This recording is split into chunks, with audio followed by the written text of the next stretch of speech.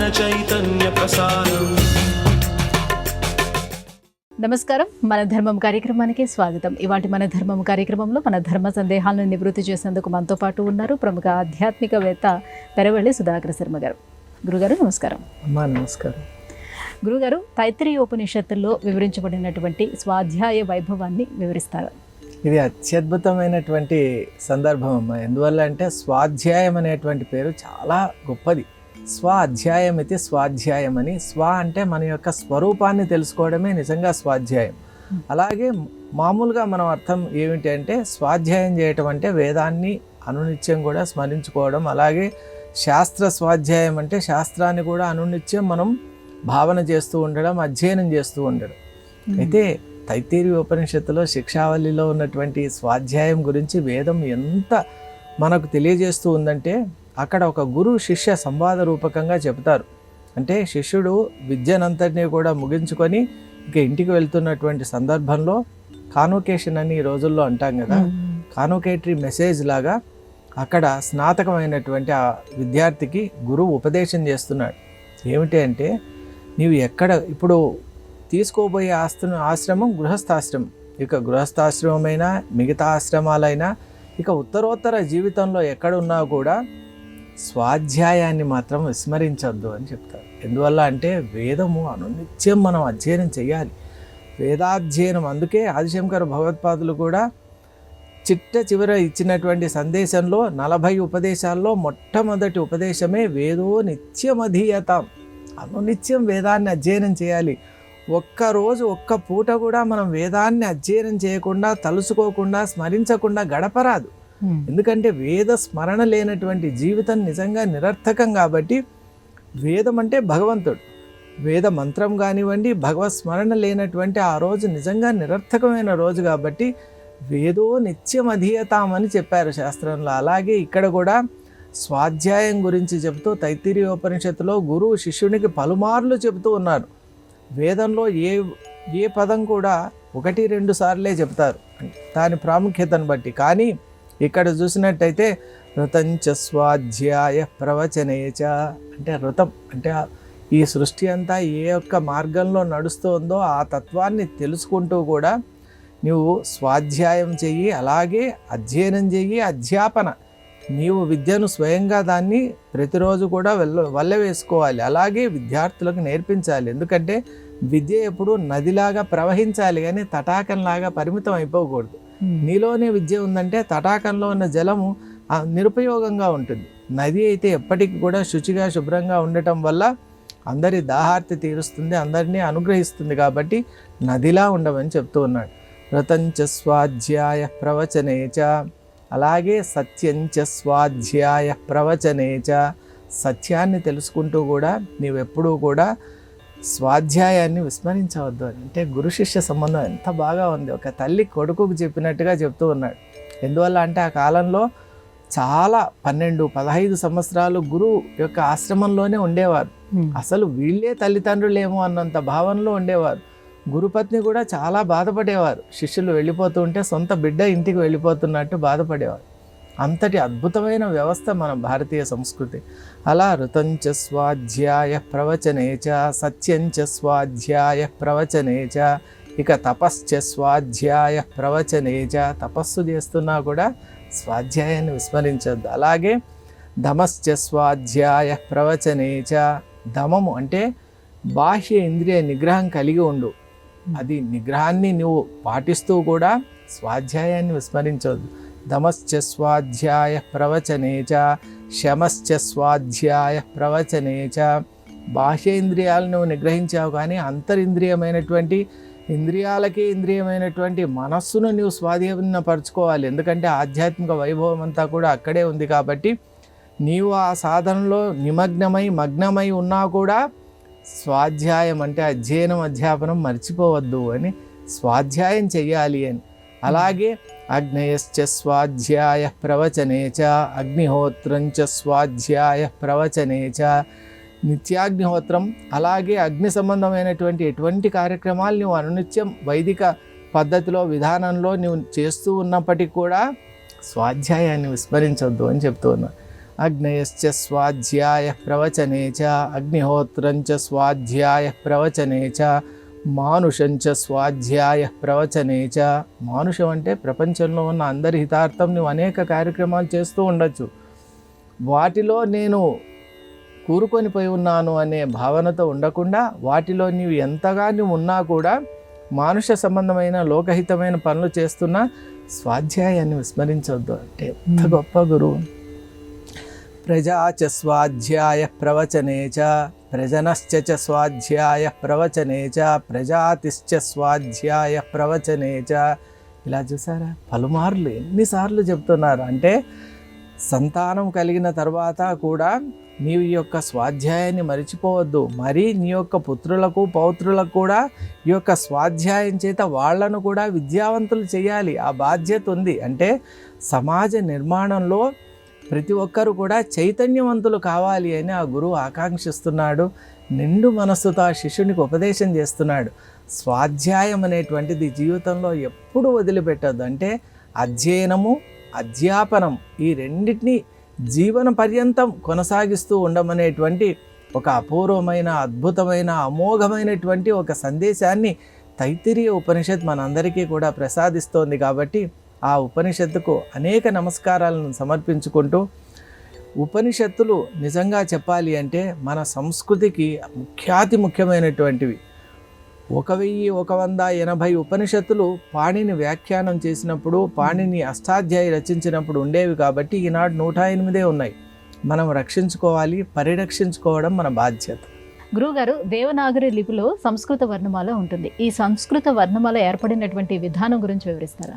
ఇది నిజంగా చెప్పాలి అంటే దివ్యాతి దివ్యమైన సందర్భం అమ్మ. ఎందువల్ల అంటే పరమేశ్వరుని నుండి ప్రసాదితమైనటువంటిదే మనకు సంస్కృత భాష. సంస్కృత వర్ణమాల అంతా కూడా పరమేశ్వరుని నుంచి వచ్చింది మనకు. అందువల్లే సంస్కృత శబ్దం విన్నా, సంస్కృత భాషలో మనం ఏదైనా వ్యాఖ్యానం చేసినా, సంస్కృత భాషను ఎక్కడ వినియోగించినా కూడా అత్యంత ఆనందం కలుగుతుంది. ఎందుకంటే పరమేశ్వరుని యొక్క వైభవం ఆ అక్షరాల్లో ఉంది. ఆయనే ఆ అక్షర రూపంలో మన ఎదుట ఉన్నారు. కాబట్టి అది ఎలా ఏర్పడింది అంటే, నృత్తావసానే నటరాజరాజో ననాద ఢక్కాం నవ పంచవారం ఉద్ధర్తు కామః సనకాది సిద్ధాన్ ఏతైర్ విమర్శై శివసూత్రజాలం అని అన్నారు. అంటే ఇక్కడ ముఖ్యంగా ఒకరోజు ప్రమదగణ సంసేవితుడైనటువంటి పరమేశ్వరుడు అలా ప్రదోష సమయంలో ఉన్నారు. ఆ సమయంలో ప్రమదగణాలంతా కూడా పరమేశ్వరుని స్తుతి చేస్తూ ఉంటే పరమేశ్వరుడు కూడా ఒక అద్భుతమైన సమాధి స్థితిలోకి వెళ్ళిపోయాడు. తాండవం అంటే సమాధి స్థితి, అది నృత్యం కాదు. నృత్యానికి తాండవానికి చాలా తేడా ఉంది. సమాధి స్థితి ఇంకోటి మనల్ని అనుగ్రహించే వరస్థితి, పరాస్థితి. కాబట్టి ఆ తాండవంలో ఉన్నటువంటి ఆ పరమేశ్వరుడు ఏం చేశాడంటే, లోకహితార్థం సంస్కృత భాషను మన అందరికీ ప్రసాదించాలి అనే ఉద్దేశంతో ననాద ఢక్కాం నవ పంచవారం. అసలు సంస్కృతం ఎంత బాగుంటుందమ్మా. ఢక్క అంటే మన ఢమరుకం అని మనం అంటాం. పరమేశ్వరుని చేతిలో ఉన్న ఆ ఢమరుకాన్ని ఆయన ఏం చేశాడంటే వాయించాడట. ఎన్నిసార్లు అంటే నవ పంచవారం. నవ అంటే 9, పంచ అంటే 5, 14 సార్లు వాయించాడు. ఆ 14 సార్లు వాయించినప్పుడు వెలువడినటువంటి ఆ దివ్య శబ్దములే సంస్కృత వర్ణమాలగా మన చేతిలో ఉంది. అలా వచ్చింది సంస్కృత వర్ణమాల. దాని ద్వారా ఏర్పడిన భాష, ఆ భాష ద్వారా ఏర్పడినటువంటి వాన్మయం, ఇదంతా కూడా సుప్రసిద్ధం. అసలు సంస్కృత భాష ప్రపంచంలోని ప్రతి భాషకు కూడా మాతృక. కాబట్టి ఒక తల్లి లాంటి భాష. కాబట్టి సంస్కృతం జీవించి ఉన్నంత వరకు కూడా మానవుని యొక్క వాక్ శక్తి అనేటువంటిది నిలిచి ఉంటుంది. కాబట్టి సంస్కృత భాషను రక్షించుకోవాలి, పరిరక్షించుకోవాలి. ఇక్కడ స్వపర భేదాలు లేవండి. ఎందువల్ల అంటే మన భాషలు లౌకికంగా మనం ఏ ప్రాంతానికి చెందిన వాళ్ళమో ప్రాంతీయ భాషలను మనం అభివృద్ధి చేసుకోవాలి. దాంట్లో తప్పేమీ లేదు. కానీ మాతృక అయినటువంటి సంస్కృత భాషను ఎప్పుడూ విస్మరించరాదు. భాషలకే భాష, దేవభాష అయినటువంటి ఆ సంస్కృత భాషను మనం అందరూ కూడా అధ్యయనం చేయాలి. ఆ శబ్ద వైభవం ఇంతకుముందే చూసాం. తద్వనం కేనోపనిషత్తులో అంతా కూడా అటువంటి శబ్దజాలం మనం ఎక్కడ కూడా చూడలేం. కాబట్టి అత్యంత పరిపుష్టమైనటువంటి భాష సంస్కృత భాష. ఆ భాషలో చెప్పినటువంటి వేదమే సంస్కృతంలో వ్యక్తమైందంటే మనం ఆలోచన చేయాలి. అసలు అలౌకికమైనటువంటి భావనలకు ఆలంబనగా ఉన్నటువంటి భాష ఈ ప్రపంచంలో ఏదైనా ఉంది అంటే కేవలం సంస్కృత భాష. మరొక ముఖ్యమైన విషయం ఏంటంటే ఆధునికంగా కూడా అమెరికా అటువంటి దేశాల్లో సంస్కృత భాష ఆ వ్యాకరణం యొక్క దాన్ని సింటాక్స్ అని అంటాం, ఆ లాజిక్ను ఈరోజు వాళ్ళు అనేక రకాలుగా వాడుతూ ఉన్నారు. ఆధునికంగా కూడా సంస్కృత భాష యొక్క నిర్మాణ శైలి వాళ్లకు లాజికల్గా ఎన్నో రకాలుగా ఉపయుక్తమవుతోందంటే ఆ భాష యొక్క విజ్ఞాన దృక్కోణం కూడా మనం గమనించాలి. ఇటు విజ్ఞానప్రదంగా అటు ఆధ్యాత్మికంగా సంస్కృత భాష నిజంగా అన్ని భాషలకు కూడా మాతృక. సంస్కృత భాష అనేటువంటిది కలకాలం నిలిచి ఉండవలసినటువంటి బాధ్యత మన అందరిపైన ఉంది అని నేను సవినయంగా మనవి చేసుకుంటూ. గురువుగారు, మన దేశంలో అత్యంత పురాతనమైనటువంటి పర్వతాలు ఆరావళి పర్వతాలు. రాజస్థాన్లో ఉన్న ఈ ఆరావళి పర్వతంపై వెలిసినటువంటి గురుశిఖర గురించి వివరిస్తారా? అమ్మ, దత్తాత్రేయ స్వామి వారి యొక్క స్వరూపం అంటేనే నిజంగా వైభవోపేతమైనటువంటిది. ఇప్పుడు మనం చూసాం, మనకు సమీపంలో ఉన్న గాణగాపురం కావచ్చు, అలాగే శ్రీక్షేత్రమైనటువంటి పిఠాపురం, కురువపురం ఇలాంటి అనేక క్షేత్రాలు ఉన్నాయి.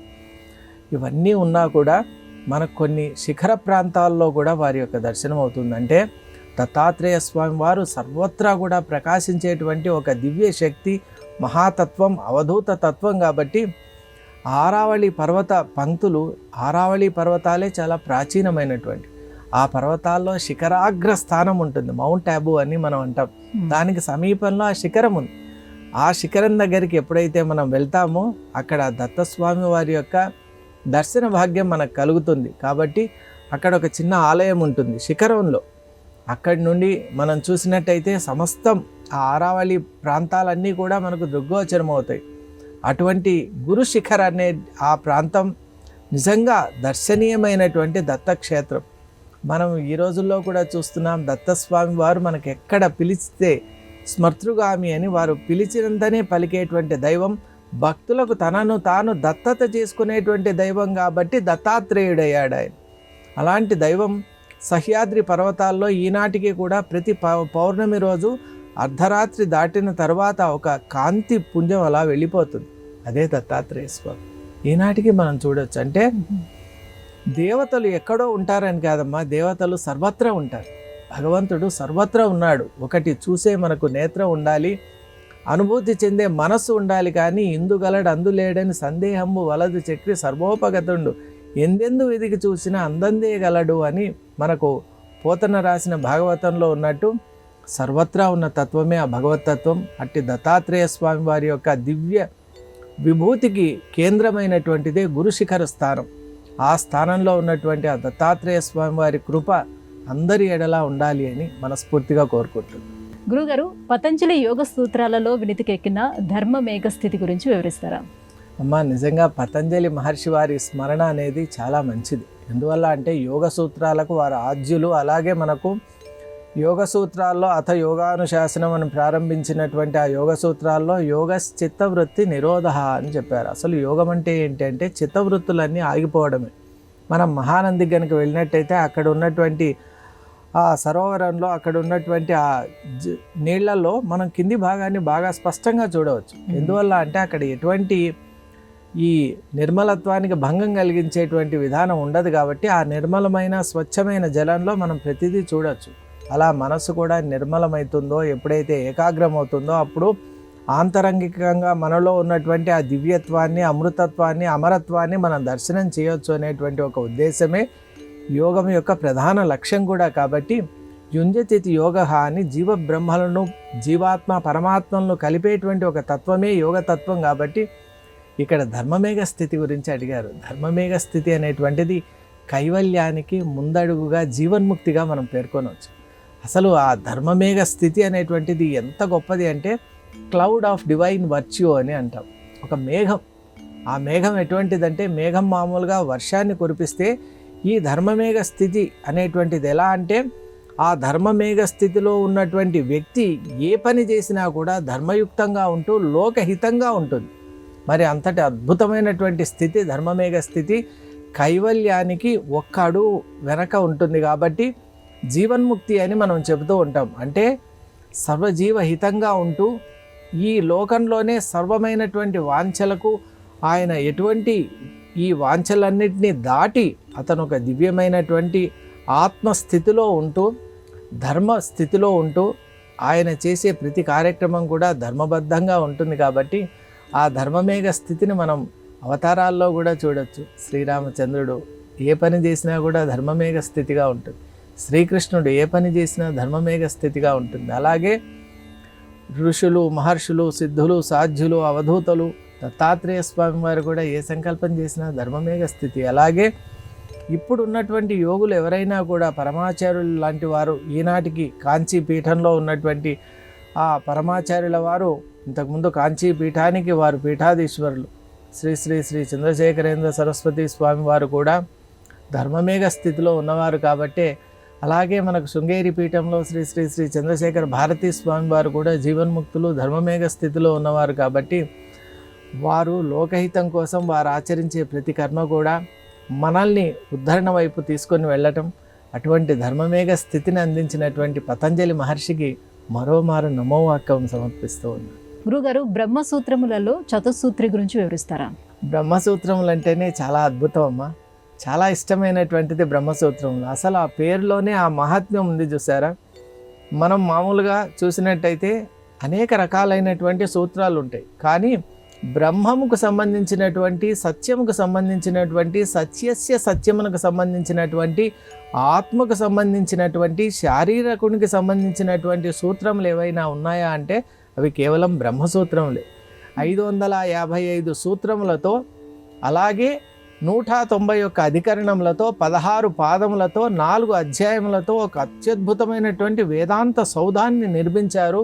ఈ బ్రహ్మసూత్రములు అనే గ్రంథాన్ని వేదవ్యాస మహర్షి, బాదరాయణ మహర్షి ఈ గ్రంథాన్ని మనకు ప్రసాదించారు.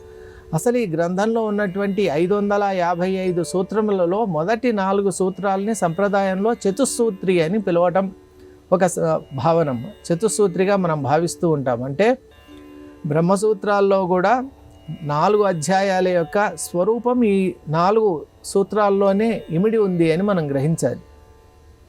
అలా చూసినప్పుడు మొట్టమొదటి సూత్రమే అథాతో బ్రహ్మ జిజ్ఞాస అని బ్రహ్మసూత్రాలు ప్రారంభమవుతాయి. అసలు మొదటి సూత్రమే ఎంత గొప్పగా ఉంటుందంటే అత బ్రహ్మ జిజ్ఞాస, అథాతో బ్రహ్మ జిజ్ఞాస అనేది మొదటి సూత్రం. ఇక జన్మాద్యస్యయతః అనేది రెండవ సూత్రం, శాస్త్రయోనిత్వాత్ అనేది మూడవ సూత్రం, తత్తు సమన్వయాత్ అనేది 4వ సూత్రం. కాబట్టి అథాతో బ్రహ్మ జిజ్ఞాస అని ప్రారంభమవుతూ ఉన్నాయి బ్రహ్మసూత్రాలు. అథ అనే శబ్దానికి అనేక గ్రంథాలు రాశారు. ఒక్క పదం పైనే అనేక గ్రంథాలు. అంటే అథ అనే శబ్దం దీన్ని సూచిస్తుంది, ఏ విధంగా సూచింపబడింది, శాస్త్రం ఎలా నిర్దేశిస్తుంది, శాస్త్ర సమన్వయాన్ని ఎలా ప్రసాదిస్తుంది అని కేవలం అథాతో బ్రహ్మ జిజ్ఞాస అనేటువంటి ఒక ప్రథమ సూత్రంలోని ప్రథమ పదం అథ అనే శబ్దానికే ఎన్నో వ్యాఖ్యానాలు ఉన్నాయి. ఎందువల్ల అంటే అథ అనేటువంటి శబ్దం మంగళకరం అని కూడా మన సంప్రదాయంలో అంటారు. బ్రహ్మ సృష్టి చేసినప్పుడు 2 శబ్దాలు విన్నారంట. అది ఏమిటి అంటే అథ అనేది, ఓం అనేది 2 శబ్దాలు ఆయన అప్రయత్నంగా విన్నారట. మరి ఆ దివ్య శబ్దాలు కాబట్టి, అప్రయత్నంగా విన్నారు కాబట్టి, భగవత్ సంకల్పంతో విన్నాడు కాబట్టి ఆ 2 శబ్దాలు కూడా శాస్త్రం అన్నీ కూడా ఎప్పుడు అథాతో ధర్మ జిజ్ఞాస, అథాతో బ్రహ్మ జిజ్ఞాస అని శాస్త్రాలన్నీ అథ శబ్దంతో ప్రారంభమవుతాయి.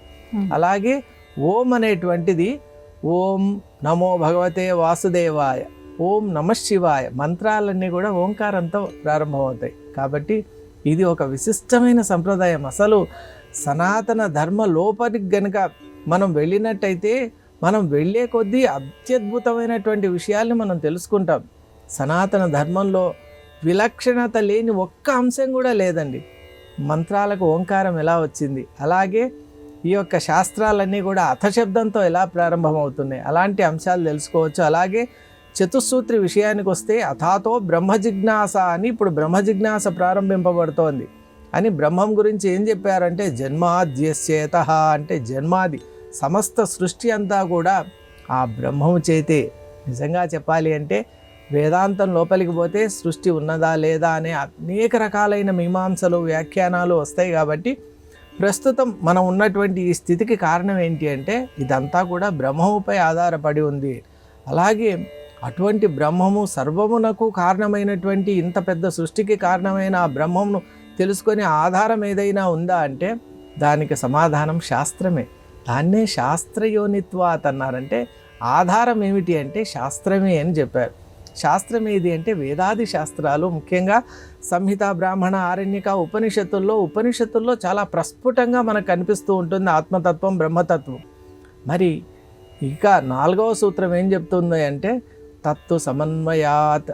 సమన్వయం అంటే వేదాంతంలో ఉన్నటువంటి సమస్త వాక్యములు, స్పష్ట బ్రహ్మలింగములు, అస్పష్ట బ్రహ్మలింగములు, అలాగే బ్రహ్మ నిర్దేశితములుగా కనిపించినవి, అద్వైతపరమైనవి, ద్వైతపరమైనవి, ఇలాంటి అనేక వాక్యాలు మనకు అక్కడ దర్శనమిస్తున్నటువంటి సందర్భంలో సాధకులకు సర్వ సమన్వయాన్ని చేసి చూపించేదే బ్రహ్మసూత్రాలు. కాబట్టి ఆ సమన్వయాత్మకమైనటువంటి శాస్త్రం బ్రహ్మసూత్రంగా మనం భావించాలి, మనం అధ్యయనం చేయాలి. గురుగారు, మన సంప్రదాయంలో మోక్షాన్ని అనుగ్రహించే నగరాలు కొన్ని ఉన్నాయి. ఆ సప్తమోక్షపురాల గురించి, వాటి వైశిష్ట్యం గురించి వివరించారు. తప్పకమ్మా. మన సంప్రదాయం ఇతఃపురమే మనం అనుకున్నాం. నిజంగా చెప్పాలి అంటే సనాతన ధర్మంలో మంత్రమైన, క్షేత్రమైన, తీర్థమైన, నది అయిన, పర్వతమైన, అణువు కూడా పవిత్రమైందే. కాబట్టి ఇక్కడ సప్తమోక్షపురాలు అనేటువంటిది ఒక దివ్యమైన భావన. మనకు అయోధ్య, మథుర, మాయ, కాశీ, కాంచి, అవంతిక, పురి, ద్వారవతి చైవ సప్తైతే మోక్షదాయిక అని చెప్పబడింది. అంటే కేవలం స్మరణ చేత కూడా మనకు పుణ్యప్రదమైనటువంటి మార్గాన్ని ప్రసాదించేవి. అలాగే దర్శనం చేత, విశేషంగా అక్కడ ఉన్నటువంటి తీర్థాల్లో స్నానాధికాలు చేసి అక్కడ ఉన్నటువంటి దేవతామూర్తులను దర్శించినట్లయితే విశేష అనుగ్రహం. ఎందువల్ల అంటే మానవ జీవితం అనేటువంటిది చాలా అల్పమైన సమయం ఉంటుంది. కాబట్టి సమయాన్ని సద్వినియోగం చేసుకోవాలి. It's a kind of race against time అంటారు. కాబట్టి ఈ సమయాన్ని మనం సద్వినియోగం చేసుకోవాలి అంటే అత్యంత శక్తి క్షేత్రాలైనటువంటి తీర్థ క్షేత్రాల్ని మనం దర్శించాలి. అప్పుడు ఆ పుణ్యం అనేటువంటిది మనం ఆపాదించుకోవాలి, పాపాలని ప్రక్షాళన చేసుకోవాలి. వాటిలో ముఖ్యంగా పేర్కొనబడినటువంటి క్షేత్రాలు అయోధ్య. మనందరికీ తెలుసు, అయోధ్య అంటేనే శ్రీరాముడు, శ్రీరాముడు అంటేనే అయోధ్య. శక్యమితి అయోధ్య అన్నారు. అంటే ఏదైతే మనం జయించలేమో అటువంటిది అయోధ్య అన్నారు. మరి అటువంటిది ఏంటి అంటే ఆత్మస్వరూపమే. ఆత్మని ఎవరు గెలవలేరు. కాబట్టి అన్నిటికంటే కూడా దుర్భేద్యమైనటువంటిది ఆత్మస్వరూపం. కాబట్టి అందుకే ఆత్మారాముడు అని కూడా అంటారు. అసలు అయోధ్య మన అంతరాత్మలోనే ఉందాము. కాబట్టి అటువంటి అయోధ్యను మనం తెలుసుకోవాలి. అయోధ్య, మథుర అంతా కూడా, అయోధ్య ఏ విధంగా అయితే రామమయమో మథుర అంతా కృష్ణమయంగా ఉంటుంది. మనం ఏ ప్రాంతానికి మథురలో వెళ్ళినా పదమే మథుర ఎంత మధురంగా ఉంటుందో అక్కడ ఉన్నటువంటి ప్రతిదీ మనకు అనిపిస్తుంది. ఒకరోజు కృష్ణుడు ఈ ప్రాంతంలో తిరిగాడు కదా, ఒకరోజు ఈ ప్రాంతంలోనే కృష్ణుడు ఉన్నాడు. కాబట్టి శ్రీకృష్ణుడు స్పృశించిన, శ్రీకృష్ణుడు నడయాడిన, శ్రీకృష్ణునితో సంబంధం ఉన్నటువంటి దివ్యక్షేత్రమైన మథురలో మనం ఉన్నాం కదా అనేటువంటి ఆ భావనే మనకు ఎంతో ఒక అద్భుతంగా అనిపిస్తుంది, ఒక అనుభూతినిస్తుంది. అలా అయోధ్య, మథుర, మాయ అంటే హరిద్వారం. గంగా నది ఎప్పుడైతే పర్వతాల నుంచి మానవుని యొక్క ఉద్ధరణ కోసం ప్లెయిన్స్ అంటాం, ఈ యొక్క సమమైనటువంటి ఈ ప్రాంతాలకు, పల్లవమైనటువంటి ప్రాంతాలకు వచ్చి చేరుతూ ఉందో అటువంటి ప్రాంతం హరిద్వారం. కాబట్టి నిజంగా హరిద్వారము, హరద్వారము రెండు అదే. ఎందుకంటే మోక్షపురి కాబట్టి. అలా అయోధ్య, మథుర, మాయ, కాశీ క్షేత్రం గురించి ఏం చెప్తామమ్మా. అసలు సమస్త తీర్థక్షేత్రాలు కాశీలోనే ఉన్నాయి. కాబట్టి కాశీ అంటే వారణాసి, వరుణాసి నదుల యొక్క సంగమ స్థానంలో ఉన్నటువంటి ఆ విశ్వనాథుడు, విశ్వంనకే ఆయన నాథుడు, ఆ విశ్వనాథుడు అక్కడ ఉన్నారు. మరి విశ్వనాథుడే ఉన్నప్పుడు ఇక మనకు తక్కువేముంటుంది. అలాగే విశ్వనాథుడు కూడా అమ్మవారు, అక్కడ శక్తిపీఠం ఉంది కాబట్టి విశాలాక్షి అమ్మవారు, అలాగే జగత్తునంతా అనుగ్రహించే అన్నపూర్ణాదేవి యొక్క స్వరూపంతో ఉన్నారు. డుండి వినాయకుడు ఇత్యాది అనేక కాశీలో అడుగడుగునా కూడా మనకు శివలింగ దర్శనం అవుతూ ఉంటుంది. కాబట్టి అక్కడ ఉన్నటువంటి ఆ పరమ పవిత్రమైన గంగా నది, ఇలాంటి క్షేత్రం కాశీ క్షేత్రం. అయోధ్య, మథుర, మాయి, కాంచి కూడా, కాశీ ఎలా విద్యాస్థానమో కాంచీ పట్టణం కూడా అమ్మవారి యొక్క దివ్య లీలా వైభవంతో, కామాక్షి అమ్మవారి యొక్క కరుణతో ఉంటుంది. కాబట్టి కాంచి, అవంతిక అంటే ఉజ్జయిని, అక్కడ కూడా మనకు శక్తిపీఠం, అలాగే మనకు అమ్మవారి యొక్క శక్తిపీఠం ఉంటుంది, స్వామివారి యొక్క జ్యోతిర్లింగ దర్శనం రెండూ అవుతాయి. ఇవన్నీ కాకుండా పురి, ద్వారవతి చైవ, ద్వారక అంతా కూడా భగవంతుడైనటువంటి శ్రీకృష్ణుని యొక్క స్వరూపం. కాబట్టి ద్వారక నిజంగా మన హృదయ అంతరాళాల్లోకి ప్రవేశించే దివ్య ద్వారకగా మనం గుర్తించాలి. ఈ భౌతిక ద్వారక కాకుండా దివ్య ద్వారకను చేరుకునేటువంటి మార్గం మనం కనుక్కోవాలి. అలా చేసుకున్నప్పుడు ఈ సప్తమోక్షపురుల్లో ఏ క్షేత్రానికి వెళ్ళినా, అన్ని క్షేత్రాలకు వెళ్ళినా చూసే తత్వం ఒకటే, అనుభూతి పొందే తత్వం ఒకటే. అదే సనాతన ధర్మం. ఏకం సత్ విప్రా బహుదా వదంతి అనేటువంటి జ్ఞానంతో మనం అంతా భాషించాలనేది సప్తమోక్షపురుల యొక్క తత్వం.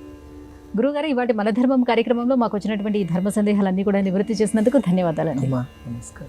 ఇది ఇవాటి మన ధర్మం కార్యక్రమం. రేపు మన ధర్మం కార్యక్రమంలో మళ్ళీ కలుసుకుందాం. నమస్కారం. ఈ కార్యక్రమాన్ని తిరిగి చూడాలనుకుంటే www.youtube.com/ETV Life Spiritual లో చూడవచ్చు.